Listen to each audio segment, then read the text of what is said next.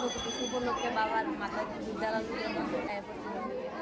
এখানে প্রত্যেক বছর তো মোটামুটি ভালোই আছে, প্রত্যেক বছর এমনি ভিড় হয়।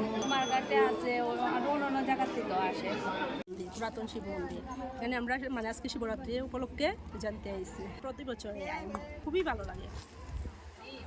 এখানে আসলে পরে তো মনে শান্তি পাওয়া যায়, সব খুবই ভালো লাগে। এই তো পূজা অর্চনা করা হয়, দুধ দই জল এসব মহাদেবকে অভিষেক করা হয়। সব জায়গা থেকে আয়, কুমারঘাট থেকে তো বেশি আয়, তারপরে কুমারঘাটের বাইরে থেকেও আয়। আমি আইছি 4-5 বছর। এখানে যদি ভবতারিণী মন্দিরে দিই, এখানে সকালবেলা থেকে শুরু হয়, কারণ কালকে তো শুভ চতুর্দশী রাত্রেবেলা হয়েছে, নিশ্চয়ই রাত্রেও হয়েছে, আজকে সকালবেলা থেকে শুরু হয়। শিবঠাকুরটা স্নান করে খেয়েছি সবসময়।